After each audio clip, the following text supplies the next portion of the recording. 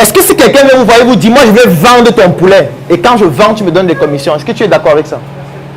Ça veut dire que vous qui avez déjà plus de 100 personnes sur vos statuts, là, vous pouvez commencer à vendre.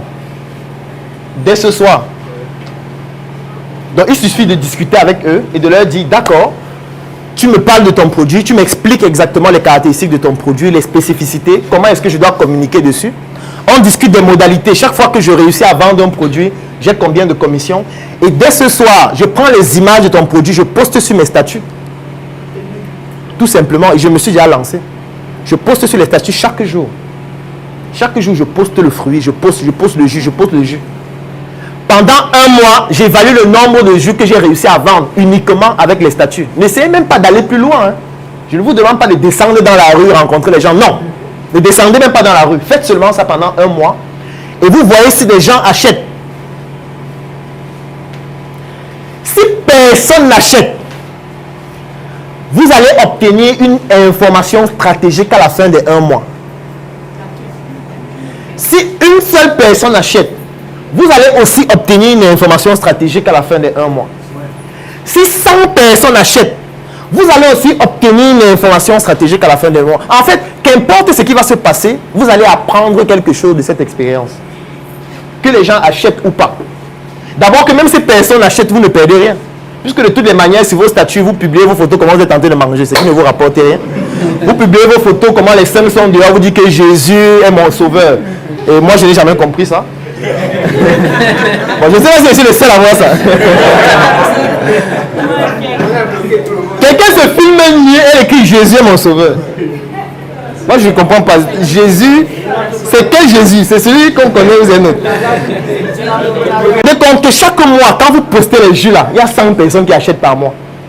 Prenons un exemple de commission. Supposons que vous avez 25 francs de commission par jus. 100 produits, ça fait combien? 2500. Ça fait 2500, n'est-ce pas? Ça n'a l'air de rien. Ça n'a l'air de rien. Mais c'est une information hyper stratégique. Parce que si vous regardez le prix de vente du produit, vous essayez d'évaluer le coût de production du jus, vous essayez de voir combien vous avez fait gagner à celui qui fait ce jus, là le calcul sera différent. Vous avez dit que bon, moi je n'ai que les commissions de 25, donc j'ai eu 2500. Bon, le jus coûte combien?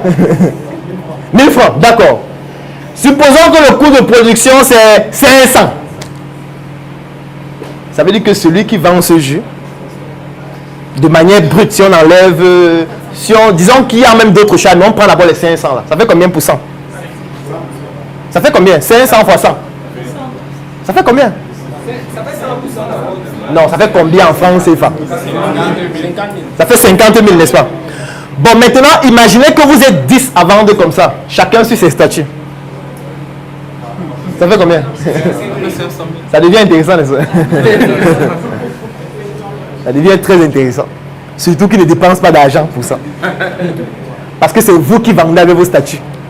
Ils ne dépensent pas de l'argent en marketing. Ils ne dépensent pas de l'argent en publicité sur Facebook.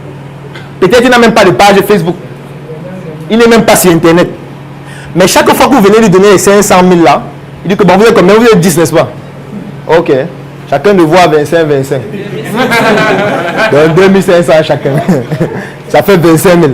Il enlève 25 000. Il dit que partagez-vous. Vous faites du très bon travail. Il faut revenir prendre les jus le mois prochain. Il y a encore les bons jus qui sont là. Bien fruités. Mais en fait, quand vous faites cette expérience, ce n'est pas pour gagner de l'argent au début. C'est pour comprendre le marché. Parce que quand on se lance en entrepreneuriat, ce n'est pas directement pour gagner de l'argent. C'est pour comprendre ce qui fonctionne et ce qui ne fonctionne pas. Mais si vous le faites pendant un mois, pendant 2 mois, pendant 3 mois, et vous vous rendez compte que vous avez réussi à vendre 300 jus, 400 jus, 500 jus, ça veut dire que les gens sont intéressés par ces jus. Ça veut dire que vous avez déjà une base de données clients des personnes qui ont acheté le jus, puisque les personnes achètent en passant par vous. Ça veut dire que vous allez comprendre l'importance de vos statuts et du fait que vous pouvez rentabiliser cela. Et maintenant, vous pourriez décider de dire, d'accord, je vais me former à la fabrication des jus. Je vais investir 10 000 francs, 20 000 francs, 50 000 francs ou 100 000 francs pour aller me former, pour apprendre comment on fait les jus. Je vais aller chercher les producteurs. Je vais aller chercher les intrants. Je vais aller chercher les fournisseurs. Je vais aller chercher les graphistes qui peuvent me faire des étiquettes. Je vais aller chercher les producteurs de packaging. Je vais donc investir de l'argent. Et là, vous pouvez même prendre un crédit. Parce que vous venez d'obtenir un élément fondamental en entrepreneuriat qu'on appelle le business model. Et là, c'est la troisième erreur. On ne se lance pas en entrepreneuriat lorsqu'on n'a pas de business model. Ou je vais même reformuler, on n'investit pas beaucoup d'argent dans une activité lorsqu'on n'a pas de business model. Le business model, ça veut dire le moyen par lequel vous réussissez à gagner de l'argent à travers votre activité. Et là, le moyen par lequel vous réussissez à gagner de l'argent, c'est en faisant quoi? C'est en prenant le produit, c'est en postant sur vos statuts, c'est en suscitant de l'intérêt et c'est en convertissant les personnes qui ont regardé le produit, qui étaient des prospects et qui deviennent des clients. Ça, c'est le moyen par lequel vous réussissez à gagner de l'argent. Donc, qu'importe le produit que vous allez mettre, en réalité, vous allez toujours réussir à gagner de l'argent. Du moment où ce produit correspond aux spécificités de ces prospects-là. Donc, vous pouvez maintenant décider de dire à un oncle ou à quelqu'un qui vous est proche ou à n'importe qui, un investisseur, j'ai besoin d'un prêt de 500 000. Ou à un investisseur que tu peux investir dans mon projet 500 000. Et au bout de 1 an, de 2 ans, je vais te donner tes 500 000 avec 40% par exemple de marge. Ou alors tu peux être actionnaire du projet et acheter des participations dans mon projet. Parce qu'en réalité, vous avez déjà un projet. Le projet, ce n'est pas le fait d'avoir les bureaux. Le projet, ce n'est pas le fait d'avoir des employés. Si vous avez votre statut qui vous permet de vendre 100 produits par mois, c'est déjà un projet. Et on peut déjà investir dans ce projet. Parce qu'il y a beaucoup de personnes qui ne se rendent pas compte de ça. Parce qu'en réalité, il suffit que vous ayez ces 500 000, que dans ces 500 000, il y ait une partie pour vous former, une partie pour conditionner le produit et le fabriquer, une partie pour augmenter le nombre de prospects. Parce que du moment où vous mettez plus d'argent, vous n'allez plus vous contenter de vendre seulement 100 produits. Donc, il faut augmenter le nombre de prospects. Ça peut passer par une communication un peu plus importante sur les statuts pour avoir plus de personnes.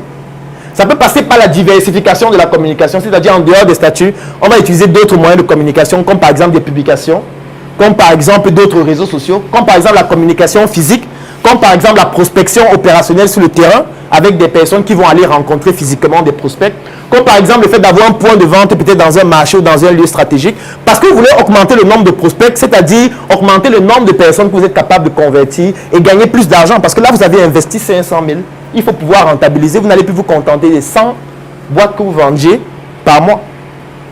Et c'est comme ça que le projet démarre déjà. Alors que quelqu'un qui se base sur l'idée pour investir et qui n'a pas de business model, qu'est-ce que lui fait? Il a 500 000 dans son compte bancaire. Ou alors il demande un crédit. Il demande qu'on lui octroie un crédit de 500 000.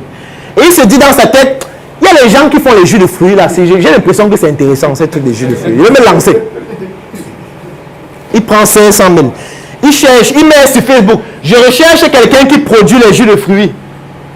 Beaucoup de gens viennent dire, moi, je suis à Douala, je suis à Ndokbong, je suis à Dokoti. Il contacte les gens, il rencontre un. Il dit, non, il fabrique les jus depuis 2 ans, 3 ans, il fabrique les jus. Il peut te fabriquer tes jus.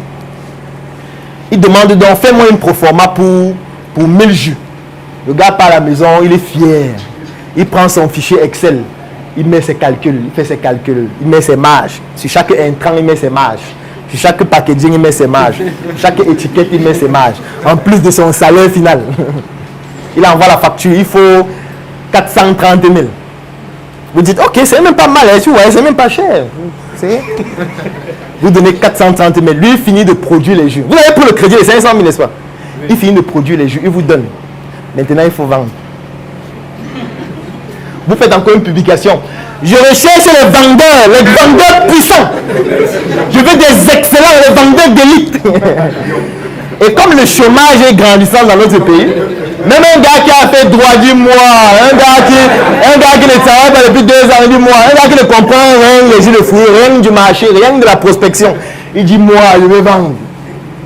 Vous recrutez donc 10 vendeurs qui ne comprennent rien.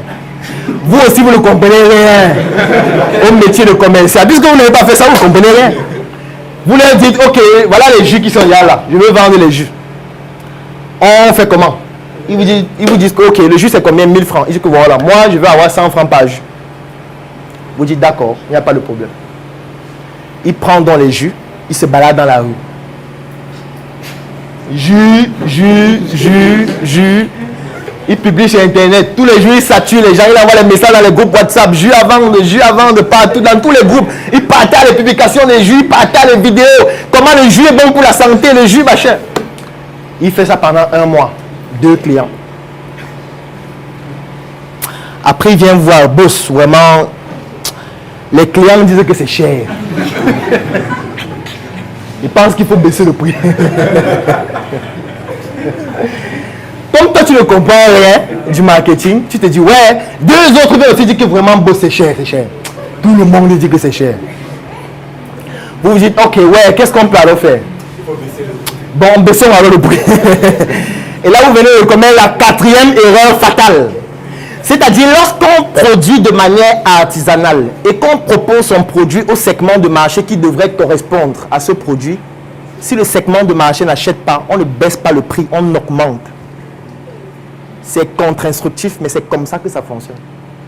Mais quand vous ne comprenez rien, vous allez vouloir baisser en vous disant que quand on baisse, on va gagner plus d'argent. Quand vous allez baisser, ça va maintenant être pire qu'avant.